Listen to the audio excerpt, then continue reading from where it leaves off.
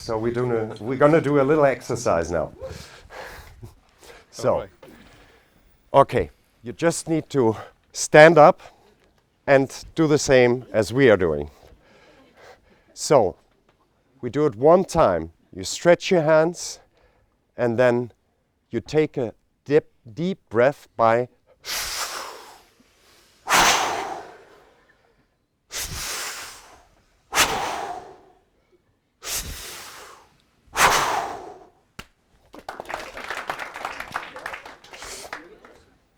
Thanks, AJ.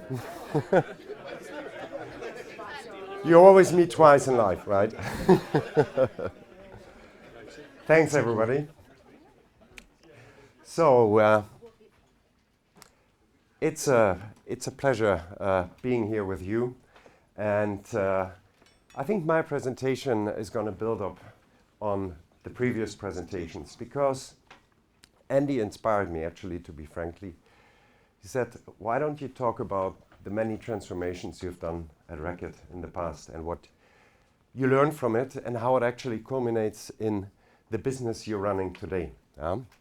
So, but before I start, I'd like to give a little introduction about myself. So, my professional background, I started off at Ferrero, becoming an industrial merchant. Great company, very, very holistic, doing everything on their own market research, building their own sketches for the advertisements. I worked at Mars during my studies and wrote my thesis with Mars about efficient consumer response, so a topic that actually segues super nice into revenue growth management. Became a trainee at British American Tobacco, worked at Panorica as group marketing manager, went to Red Bull in international marketing, went to SSL Healthcare, a company that maybe some of you know. It has been bought and acquired by Reckitts Bankiza. They hosted the brands Scholl and Durex. Great company, almost 1 billion. And then I stayed 17 years with a great company, Reckitts Bankiza. It was called in the past Reckitts today. So, and in Reckitts, I had hold a lot of sales roles, mainly doing a lot of transformations. And the key transformations I would like to share with you today, some of the key ones. And today, I'm not with Reckitts anymore, as Rory made you maybe think. Since May, I'm self-employed, a consultant with some analysts from my previous team working for me, and I have the utmost pleasure also that Walker's Shortbread from Aberlour, Scotland, one of my key clients, is here today. And also I'm consulting other companies. So I erased the names because I have a confidentiality agreement, but it is Kearney and a leading global tobacco company that I'm supporting as well on their RGM transformation. So I also have a private life, as you maybe can hear. I am German. When I went to Red Bull in Austria, I met my wife. She's from Salzburg. We have 2 lovely girls. We live in the Netherlands, in The Hague. And I love jumping into cold water, run, swim. And also for 1.5 years, we have a poodle. I hated poodles when I was young, but now I'm a poodle hairdresser. And, picking up the poo I heard in previous conversations, it's all the daddy word that solves all. Yeah? So it's a new hobby, but I love the dog. So without further ado, as I said, I want to take you on a little journey on synopsis that only looking back makes sense. And I want to invite you to this journey, telling you a story about the transformations that I've been through and how they connect and evolve into the ideal transformational process, how in Reckitts we went global with RGM within 18 months and 95% net revenue coverage, completely overachieving the targets by millions, 100 millions. So the first point I would like to talk about is, and giving you an answer, is how actually to cope with net pricing. I did that long ago, before RGM even was a topic that we were talking about in the company. How to cope with net pricing is also today a super highly relevant topic still. Then, how to integrate other competency areas, also a topic that we were talking about today as well several times. And then last but not least, how to deliver a global RGM transformation. So when I talk about a transformation, to me, this is about clearly implementing a framework that creates commercial value, highly important, delivers capability growth, which is supported by ways of working, and realize the potential, because we're doing it, to really get the visibility of the earnings into the P&L, driving a category and improving the earnings model through additional profit in the P&L. But I come back to that with every slide.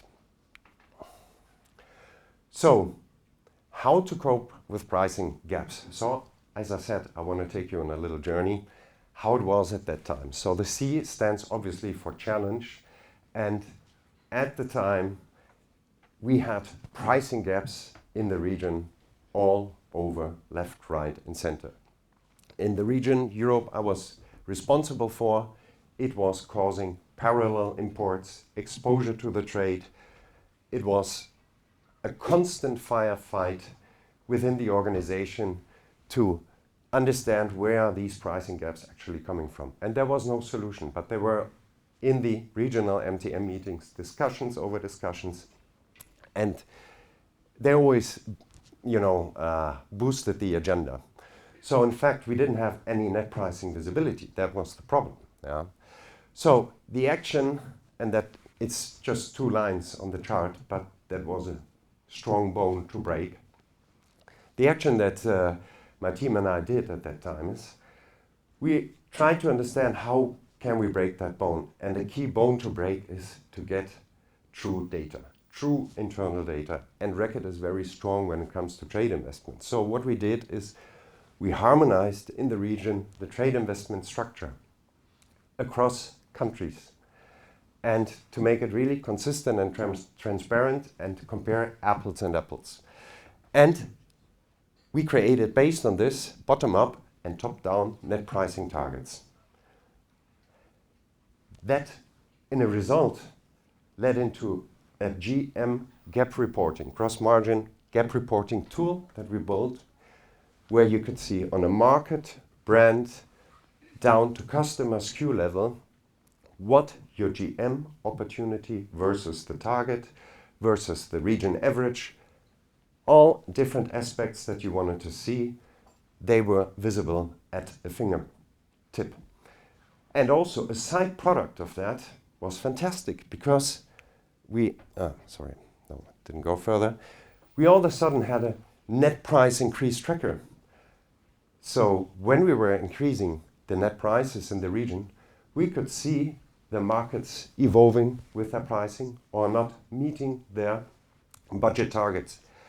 And that maybe seems, as well as the NPD tracker, where we saw the net pricing of the NPDs landing, and the exposure tracker versus the trade organizations, very important topic. The SDs and the countries, they really embraced these tools because it helped them to attain visibility very, very quick. And also on top, it helped them in the critical time of the year to do budget planning, because they were aware those are the net pricing targets, I need to plan against that target. And that facilitated also the budget planning process. So the success of this was we had all of a sudden a super, super sharp knife in the organization. Why sharp knife? Because it's a very simple discriminator that took a lot of hard work, but in the first year it enabled us to do a profit turnaround by cutting off the low-hanging fruit from the trees. What I mean by that, and I think all of us are very well aware of that, if you look into Central Eastern Europe, causing a lot of these imports that are perfectly legal, yeah, but you are allowed as a company to govern your net pricing. So we saw that many wholesalers, distributors received lower prices than key grocery customers. I think everyone in the room is mostly acquainted to this situation, and that helped us to immediately turn around in many cases, or at least create a glide path over 3 years to improve that situation. So, and also success was we had a system that facilitated visibility. It was so easy for the CAMs, the commercial team in the markets to understand where am I sitting with my pricing. Is my promotion undercutting my net pricing level? What is the root cause? All before RGM started. So the buy-in was really good.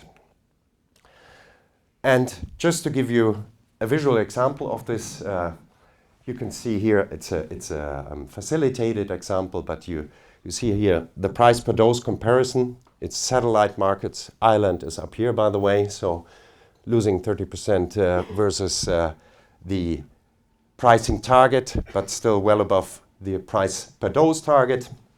And you see here the gross margin opportunity, and you also see the leaky buckets across the markets and the gross margin average, which is here. So from a central point of view, within our central team, we could easily spot where are we, where do we need to fish, and we saw simplified visualization. We saw immediately the customer ranking where we need to fish. So this entertained not only our priorities, but it cut off immediately the discussions in the regional MTM meetings. And that was great to drive an agenda within the region to focus and go away from firefighting. So firefighting, my second story, is again the word. So it was the second transformation, or actually the second transformation I want to talk about, but our first really regional RGM transformation. And at that time, we were a small team, 3 people, responsible for 2.5 billion, 16 markets, drowning, and we were trying to be efficient. What did we do? We tried to standardize RGM. We went to markets, we went to Australia. We really came up with great opportunities.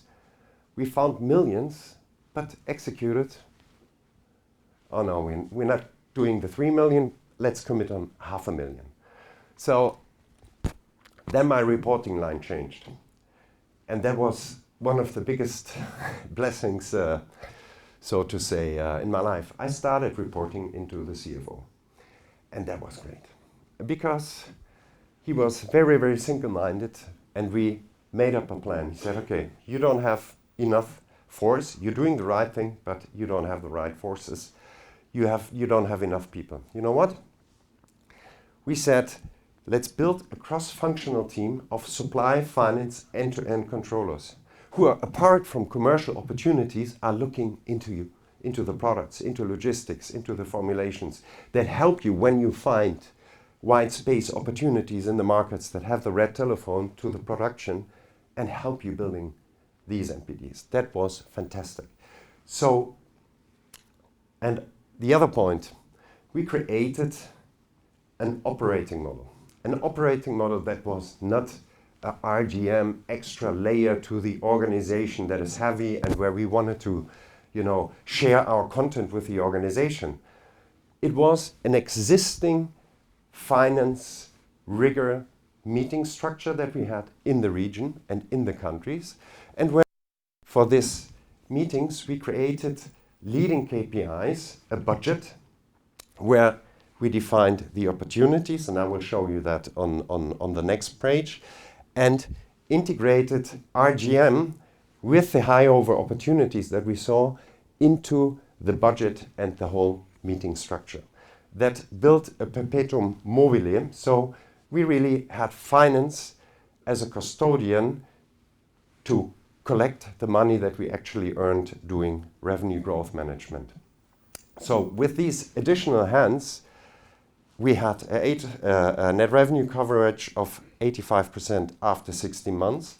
And on top, we could implement an RGM champion in all of the European markets that did the holistic category reviews that we were doing in 3 months deep dives with the countries side by side. So the success was we had all of a sudden a cross-functional supply controlling end-to-end RGM model. And we had a strong operating model that was easily RGM integrated into existing meeting structure within the company. No additional layer. And apart from the limited buy-in and impact in the markets, we had a much stronger buy-in. Why? Because we only trained the local team, central to local. That was our stringent way of doing. So enable the markets to really perform on their own. And of course, the size of the opportunities, they increased significantly. And just to give you an example how that RGM end-to-end market deep dive went. So we had a very easy KPI as a discriminator. We used the market CMU gross margin average versus the region average. And we could easily see which market, which CMU is performing well or not. And that has built our agenda, apart from other KPIs, of course. And in these 3 months deep dives, we controlled as a central RGM team the RGM levers that you're well acquainted with. And the central end-to-end finance controlling team looked into forecast accuracy, product formulation, sourcing, packaging, and so on, and worked with the departments in the markets. And that was a fantastic tribal movement within every market, because RGM became a very strong school of thought. And at the end, the markets presented their earnings on a one-pager, committed with a clear responsibility, which key account manager will run in which store against which opportunities. And the local finance controlling put this into Anaplan, a tool where we really could plan, okay, that was committed, this is coming out in the NRVA and GMVA. So from PowerPoint conversion, real money, and that was super, super strong. Now, building on that, the third and last example I would like to take you through is how did we then deliver a global RGM transformation? So I must say, in Reckitts at that time, Reckitts was split into 2 companies, and then Reckitts became one company again, joining health and the hygiene home business. So it was a complete reset in realities, because going back, it felt really like going back to square one. We had no RGM standard and no ways of working globally. We had best practice, obviously, in Europe, but no global RGM approach. We didn't have any opportunity scaling. We didn't have any visibility on RGM skills in the markets. We didn't have visibility on the data status in the markets. We didn't have any tools, any operating model that we wanted to globally exploit. So what we did is, the key actions were, first thing, we built a market opportunity heat map. Very simple heat map per RGM lever that told us top down the RGM impact estimation of the key CMUs across the market. So we really knew in advance, high over, where the opportunities according the RGM levers sit in the markets. We prepared then the rollout with 2-3 pilots, with loading the RGM tools, building an advanced playbook, capability trainings, preparing that in the pilots, testing it, and then again rolling it out, the central team with the key categories, deep dives, and validating the heat map validations impact that we forecasted. And also there, learning from Europe, we implemented local champions. And these local champions, they had to be in the market before we started our deep dives with the markets. And we did a key category deep dive with the local champions and a broad team. And they repeated on the secondary and third CMUs afterwards. They had to repeat the deep dives right after and come up with the next opportunity. So there was no elapsed time. There was no central team coming, leaving again. It was a clear connection from one deep dive to the next and a repetition. And that really synchronized very fast RGM capabilities into the organization. And thus we had a high standardization in markets and continuously best practices also feeding the playbook. How? Because we created again audiences in the regions where the RGM champions could present to one another and to the regional boards their RGM opportunities. So they could shine, they could share with the board, with the regional board, how they want to improve their business, how they want to support the productivity and the gross margin improvement within the business. This resulted in a strong board sponsorship because they knew all of a sudden where the money is coming from, and that led to, because also of the fast localization of RGM, it was worshipped because RGM became a school of thought not only in the commercial team but also cross-functional. And also for us as a central team, we moved back from actually doing RGM into more a governance team, meaning looking into the tool further development, looking into where to find better tools and advanced RGM, and concentrated on adding more value to the markets on a higher level. And two strong global execution points I would like to share with you in a little more detail is the sustainability of the RGM integration that we went through. So as I said, first there was a high overestimation and then a deep dive with the markets to validate the opportunities. Then in front of the regional board, all the markets presented their earnings and their prospects on RGM opportunities, and then finance tracked and measured. And also I think that collaboration with finance is so essential because no RGM team should ever count what is the gain of an RGM opportunity. It should be finance, because otherwise you become a police officer rather than somebody that supports. And also we had a strong tool that helped us to get an easy KPI-led overview about within the markets, the so-called RGM cockpit, and it overviewed the key KPIs that we aligned also with the leadership on how do we perform with an RGM.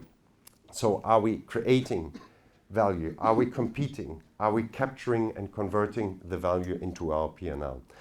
And these KPI status was across all RGM levers. So on the dashboard you could see further a red, green and yellow light indicating what the status in the market is amongst these RGM levers. And so that also further entertained the agenda for the future and the markets where to further look after. So again, this was definitely a success because we created a tool that was very light and gave a great overview across the market status, where you could from there on, from the leading KPIs, go further and deeper into the lagging KPIs and the analysis. We built a school of thought. I think one clear example that we could have improved in advance was we didn't understand the data readiness in the market. So we had some tools available, but we didn't really understand the difference of the archetypes of the markets, the data readiness that there is. So that slowed definitely down the speed of the launch of RGM into the markets. That is a point that I would improve. So my transformation success components is RGM needs a joint approach, deriving from the leadership, committing on key KPIs, working in a cross-functional mode. having a heat map that really defines where are the opportunities across the markets, look into the data and the archetypes, have a solid gross to net calculation, be sure that the basis of the calculation is correct, then evolve into deep dive standards, build the right tools, further develop the playbook, and integrate everything into a self-perpetual operating model with a strong integration into the budget. What I mean by that is the budget RGM integration at the beginning of the year gives the market an aspiration where to plan against. And the central team then helps with the deep dives to get to these opportunities, and then it becomes a spinning wheel. And definitely also global needs to move back and become a more governance team, and the local team needs to execute via the local champion. Without further ado, thanks a lot for listening. And I think that altering a price moves a product, building RGM moves a company. Thanks a lot for your attention. Any questions? Just play on the stereotype of the only person who's been on time is the German. Congratulations. Thank you, Joe. So questions? I'm going to give you, there we go, Mike there. Thanks, Tracy. Hi, Tracy from Calanova. On your first example where you shared the parallel and you had one line that said all the inputs, getting the data, I mean that's quite a big thing to do, right? Yeah. I'm sure that many of us have those challenges. Can you tell us a little bit about that journey and about how you managed to get that, the timeline? And you said that was 15 years ago, or how long ago was that? It was 2015 when we started. Right, yep. right. I'm just interested in that very one, because everything else kind of would ladder from getting that data right. So are you referring to the trade investment restructuring or the gross to net? Yeah. So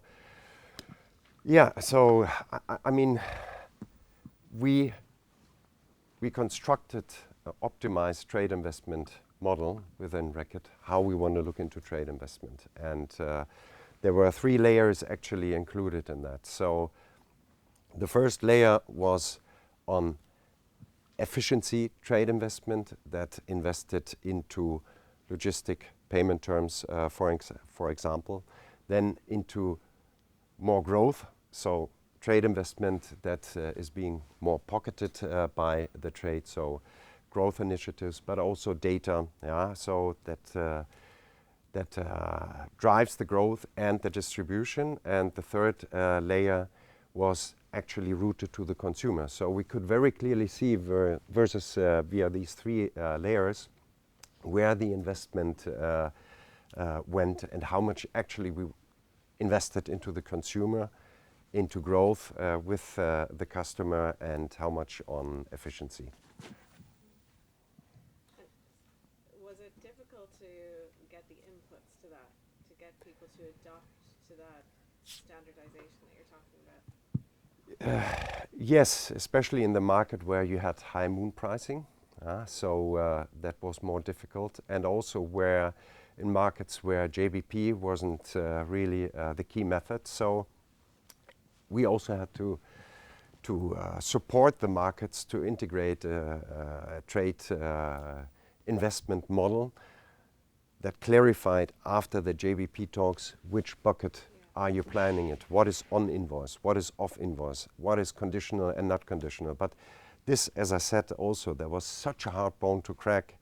But once you have that structure right, you're actually blessed, because then you have a lot of visibility. And also this is what we still profit from, because, or Reckitt profits from, because you get to connect your internal cost versus the on a SKU level versus the external data, and that is a very powerful machine that results from that. You're welcome. Gerald, Yeah. you said that the happiest day in your career in Reckit was when revenue management reported to finance. Yeah. because I understand the discipline, the power of the finance, the execution in the market. People feared, Yeah. so they act instead of moaning and complaining. What's your recommendation for a company, now you're a consultant, where it should report? Into sales, into category management, into finance?